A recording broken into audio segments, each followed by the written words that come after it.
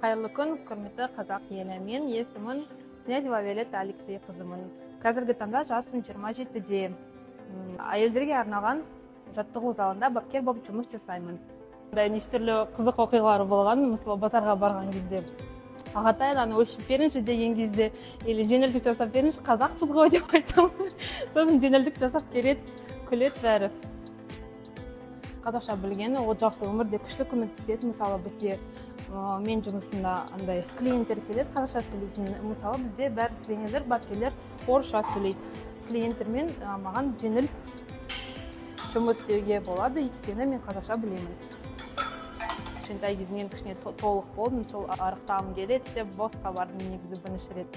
Сосын бокс мен өмірім болып қалды, өйткені мен 12 жыл қатыстым. Қазіргі таңда халықаралық дәрежеге спорт шебермін.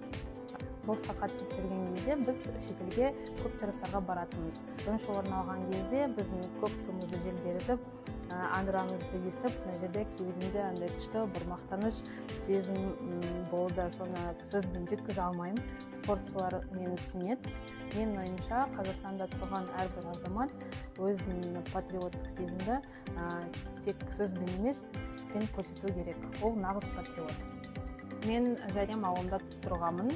Сол жерде туылғанмын. Кішкентай кезінен қазақтардың ортасынан өсіп, кішкентай кезінен 8 сыныпта дзюдоға қатыстым, сосын дзюдодан кейін бокске қатыстым. Жаттықтырушым қазақ болған, балалар арасында, ортасында қазақтар болған. Сол кезде қазақша жаттап алдым. Балалардан мынау сөз қалай аударады, мағынасы қандай деп сұрап, солай үйрендім. Құрметті оқырмандар, сізге айтарым бар. Өйткені Қазақстанда біз тұрамыз. Қазақстан Республикасының ана тілі қазақ тілі. Қазір көп мүмкіндіктер бар. Қазақ тілін үйреніңіздер.